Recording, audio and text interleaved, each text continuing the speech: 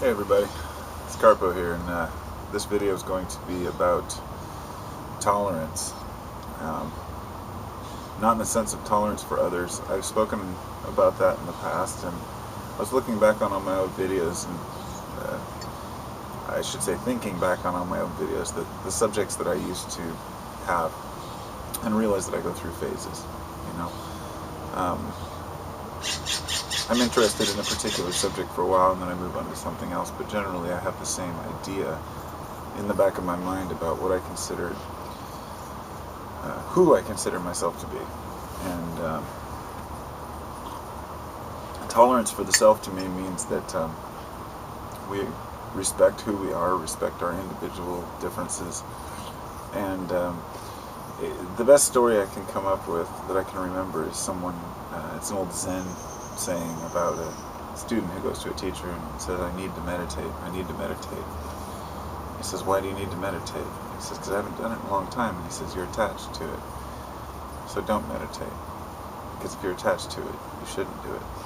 And it reminds me of the whole attachment, the attachment that we have to how we view ourselves as opposed to how others view us. Like an example might be, if someone's being irritable or evasive or rude in a conversation, it's easy to just walk away from that person. Sometimes it's a family member, so it's something that you have to confront them on a regular basis. So you kind of learn to work around that issue rather than resolve the issue. So it's always there in the background. And then you find if you voice your opinion too strongly, sometimes people get hurt. So you might, people look at themselves and say, oh man, I wish I could do this, or I wish I was this way. And this is kind of what I'm talking about, the ways that we view how we should be as opposed to how we are.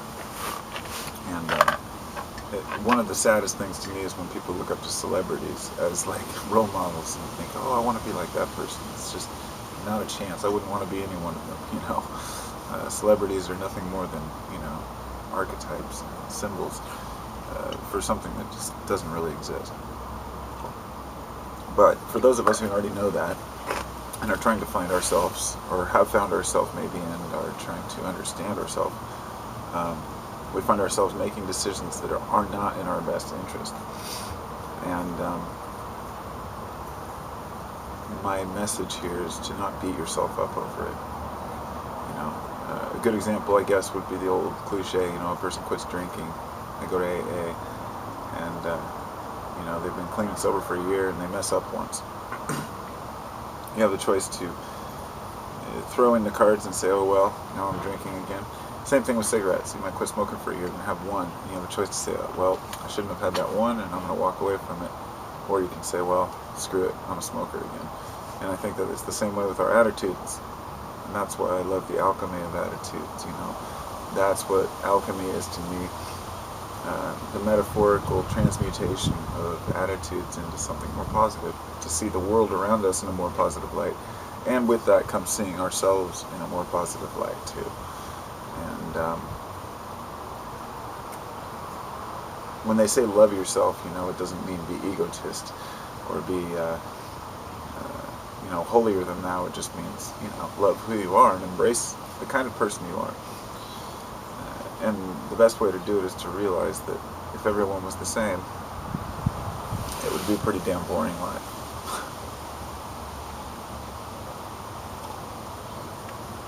Coffee is really good in the evening sometimes. It's like,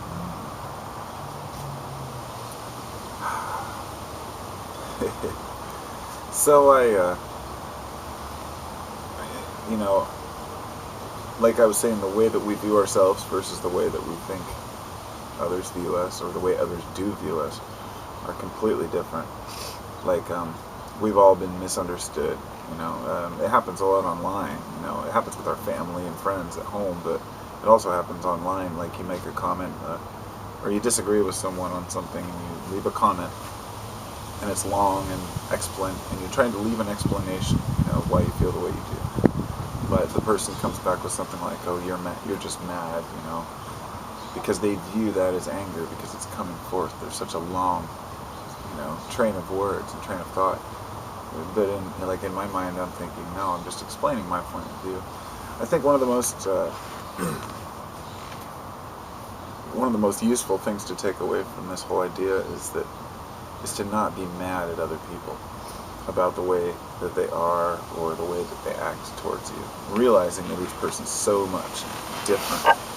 Just because we look similar on the outside and just because we have similar behaviors doesn't mean that we're at all alike in our own minds. And I don't get mad at people, especially not online. I do find myself getting into discussions where it gets like ridiculous sometimes, and you're just like annoyed almost, but it's not in anger. And I never get mad at people because that's a waste of energy. You know, and see people get so wrapped up in how they view themselves and how others view them that they're worried about being wrong or they're worried about being called out on certain things. And that's why I have to embrace myself. That's why I have to embrace who I am, because it doesn't give anybody any ammunition, personal ammunition to attack me with. People try, you know, and some people actually make the effort to try to find personal faults with me, you know, so they can try to tear me down, and that's their loss. It's sad to watch people, you know, even make that effort, because even if a person's right about something, let's say, it doesn't matter to me because I already know that, because I'm honest with myself. I know that I can be defensive. I know that I can be argumentative. I know that I can be a procrastinator, not get things done as quickly as I'd like in my life. I tend to be a dreamer, but I am a hard worker when I'm working. And see, there's all these different attributes that create the integrity of who I am to integrate into a society, and realizing that I do have faults to work on. And I think that as long as we don't admit that we have faults, it's our strongest fault altogether to think that we have it figured out. And we've all met those people, you know, the ones who have the answers, everything's simple to them. You know, they've found one path that works and everybody else should follow suit, or else they're just, you know, lost or whatever. You know, each person has their own view on that. But as a realist, I look at things around me and say, you know, they're not cut and dry. There are no quick answers. There are no quick fixes to life. I might wake up one morning and have a pretty good idea of what I think things are about, and then the next day that might completely change. This happens all the time. This is where we have this line: should we build a belief system or not? You know, because if you build a belief system, belief merely means that you are creating a false world based on what you want to be true or what you hope to be true. Because belief is the assumption that something's true without any evidence to back it up. And that's basically what faith is. Faith is believing in something without the evidence to back it up. So some people will argue that faith is really important, that you have to have faith, because otherwise, you know, to a degree that's true. I mean, I guess if you really want to think that the universe has any form of consciousness, like for me, I go out into the woods and I talk to the plants, I talk to the forest, I talk to whatever you might call God or the universe. And do I have any proof that that's making any impact whatsoever? No. And do I think that it's a waste of time? No. Do I think I'm crazy for doing it? No. Why do I do it? I don't know. That's one of those things. I guess I just believe that there's something greater. But as for going beyond that, I think that the grasp that we have to believe in something greater becomes more specific when we try to anthropomorphize it, put it human characteristics on it, and make it seem like something that we would enjoy, such as God is displeased of this because I did this, you know, like, oh, I have these bad thoughts, or I did this bad action, and the universe doesn't like it. Then we get down to belief systems, because then you're making a judgment call on whether or not it's a bad thing that you really did, or whether that thought is bad.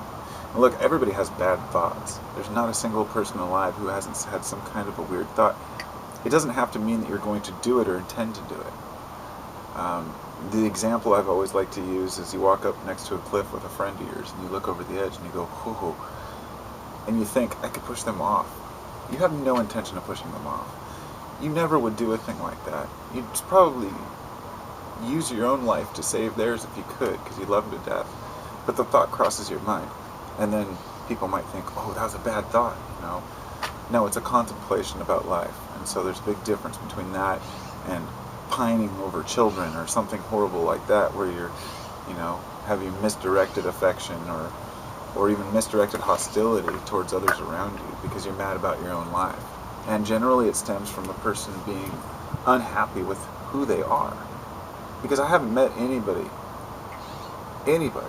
yet that really embraces themselves or knows themselves that isn't able to assimilate and fit in with other people. In other words, all the people I've ever met who know themselves well are always good people to be around. They're the kind of person you would want as your cashier, and they're the person you would want as a customer if you were a cashier. The kind of people who say hi and bye, the kind of people who smile and have respect, the kind of people who don't take their days out on you because they're having a bad morning. I was just at DMV an hour ago, getting tags, and it was a long line. It's like it's the end of the month. And I get up to the counter, and I'm like, how you doing? And she's like, better, better than this morning. And I was like, good. And before I left, I said, I hope your day continues to get better. And getting that smile off of her after seeing all these people in line just,